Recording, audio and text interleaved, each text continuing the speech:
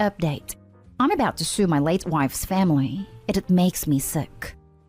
Original story. My wife died suddenly in an accident that critically injured our son. Suffice it to say, along with being shattered, the whole matter has me rather preoccupied. Her family arrived rather quickly and took charge of a lot of things, especially the funeral.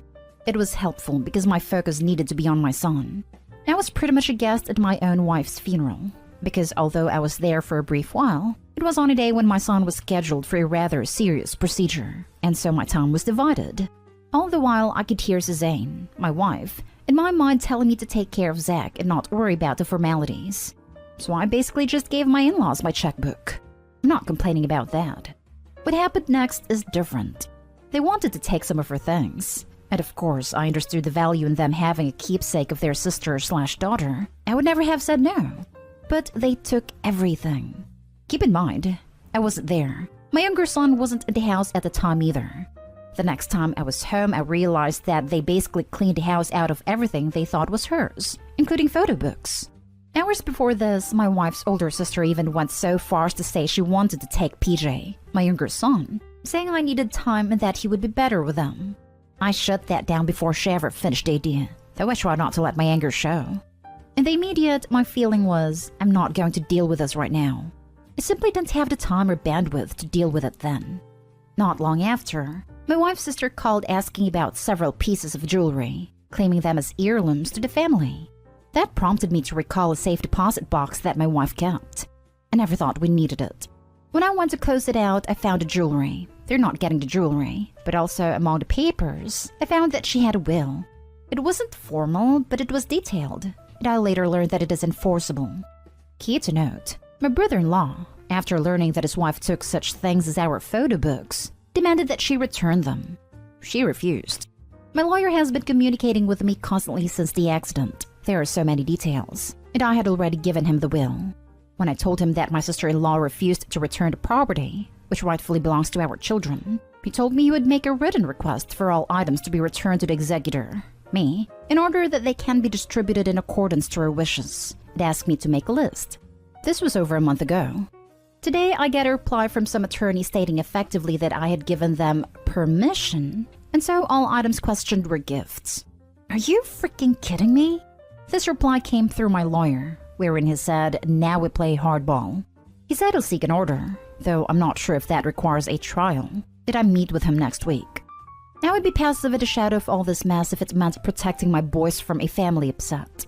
But a line has been crossed. I wanted my sons to have a good relationship with their mother's family. That's paramount, and I would do whatever it took to ensure that.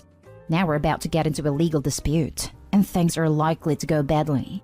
My last communication was with my mother-in-law, where she lost her mind on me. We had always been close, so this is all so strange to me.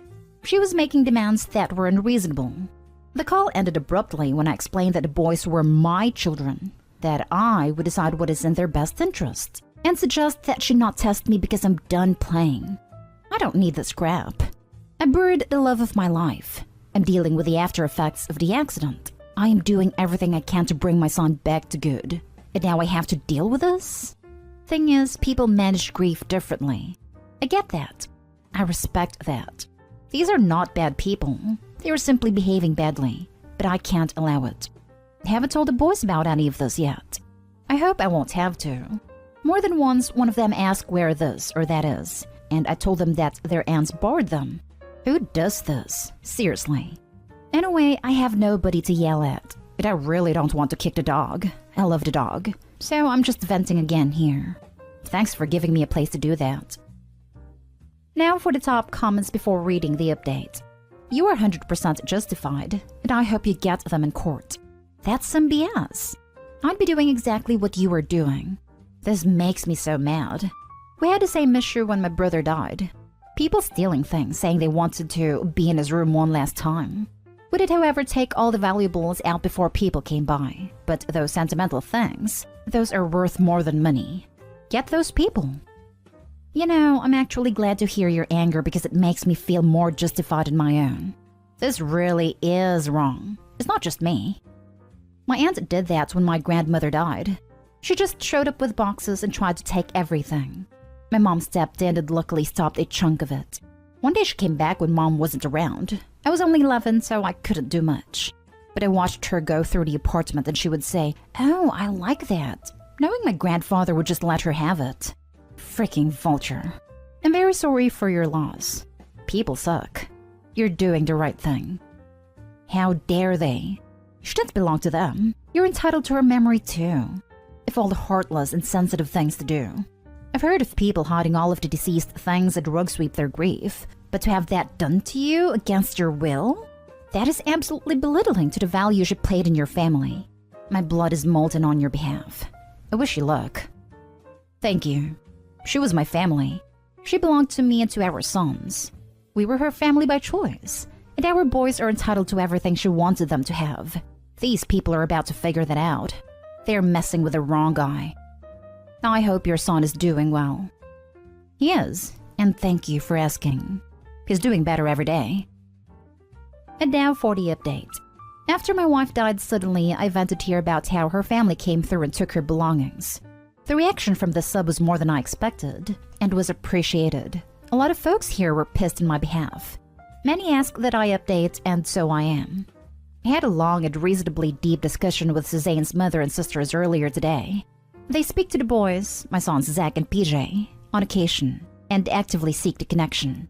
I haven't spoken to them in a while, and haven't proceeded with any additional action since the initial request through my attorney that they return her property, now my children's property. It was my wife's older sister's birthday a couple of days ago, and, for all that's happened, I still made sure to send her lilies. Suzanne sent her lilies every year.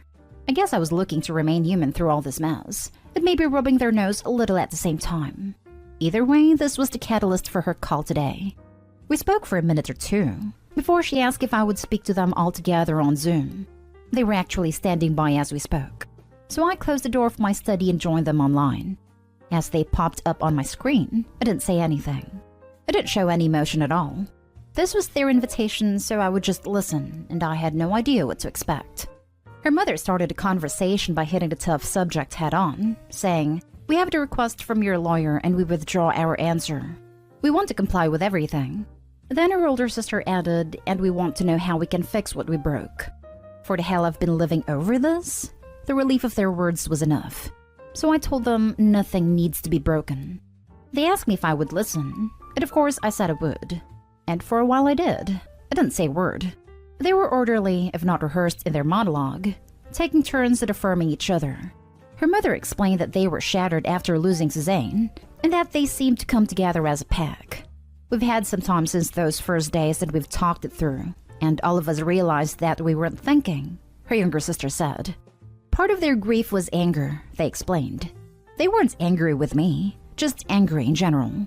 When they were at the house and picking a couple of items to keep, they just kept taking things. Her older sister explained that they were upset that, as Suzanne's husband, I controlled everything and everything defaulted legally to me. She said it shouldn't have upset them, acknowledging that's just how it is, but that they felt secondary. This was the only time I spoke, saying, "I never made you feel secondary. We just wanted her back," one of them said. "Without that, we just wanted everything we could have of her." They knew they were wrong, but being wrong only made it worse. They explained it like digging a hole and not being able to get out of it. "So we doubled down," one of them said. Her mother became emotional when she said, "I read the inscription on the box and realized that it wasn't Suzanne's, but that she had it made for you." She then said she didn't mean to take it.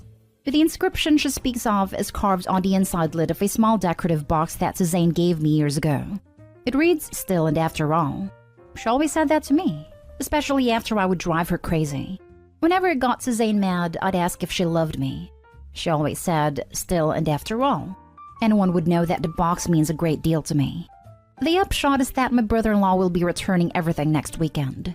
Her mother emphasized everything. He'll be driving down, and my sister-in-law asked if it might be possible for him to stay over, given that it's a long ride.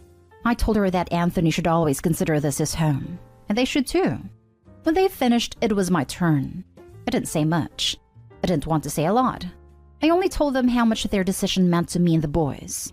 I explained that I understood everything they said. We were all out of our minds, I assured them. I'm relieved and yet cautious. I need some time to pass, but I'm hopeful that the relationship will heal going forward. I remember reading your original post. The fact you are mature and adult enough to hear them out for your kids' sake is commendable. If anybody came for my partner's stuff if she had passed, I'd be going King Kong on everybody that gets over the threshold. I'm super hyped for you that you got your wish though. Truly excellent news. Thank you. You might remember that I was on the verge. There was a lot of talk about scorched earth. I'm just so glad it's resolved. I'm glad for this update. Happy that they saw their actions were not right. I'm glad that they took a step back and regained their humanity. Godspeed and good luck. Wow.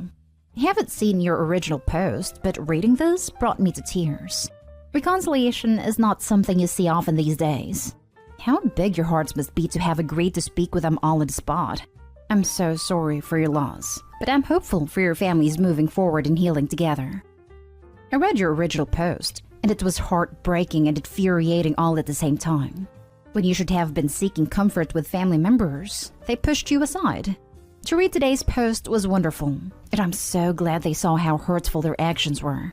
I hope that the relationship between you and her family survives all of this turmoil, for the sake of your children and you. Best of luck to all of you. I'm with you. I really do hope that this is something we can put a period on and move forward to better days. I'm thinking we all want that. And the best part, my boys still have no idea. I'm trying to keep it that way. Thank you. Now for the last story. Update. My ex-girlfriend passed, but her family barely contacts me that she had a baby. Original story. There's no doubt her son is 100% mine because we had a paternity test just to be sure. Anyways, I-27 male barely found this out weeks ago. The only reason we broke up is because I had to move back across the country last year to help my family after my dad died from COVID. Didn't want to do the long distance since I was gonna stay there working for a bit. She never told me anything. Her mom says she didn't want me to worry about her all the way over there when my dad's family needed me more, and that she was gonna tell me as soon as I was back. I moved back little a month ago. Only now I'm finding out not only that I lost her, they said there were complications when she gave birth, but we have a baby boy. Feeling a mix of stuff, and the worst part is, I can't talk to her about it because I wish she'd told me. Her mom says they've barely been managing with him. They need help with him, and so that's why she reached out to me once they learned I was back. Of course, he's mine and that's my responsibility. Still, it's hard not to panic. I'm still in shock about her death. Now I've got a son I need to take care of and didn't even get to be part of the first 2 months of his life. My family doesn't know about him yet. Hell, I still haven't met him yet. Her mom's only sent me pictures. He's beautiful. I don't know how I'm gonna do this. I'm scared, sad, and pissed off for some reason. I'm nervous about meeting him, or how this is gonna go. Her parents will be around to help, but I know he'll be with me full-time for the most part. Really, any advice I'll really appreciate. From new parents or anyone, honestly. What the hell do I do about all these new changes? Now for the top advice before reading the update. I would look into your company's policy on parental leave, then start looking into childcare options such as whether the grandparents can help with that. Congrats on being a parent. Condolences on your loss. And you can do it. Are you listed on a birth certificate?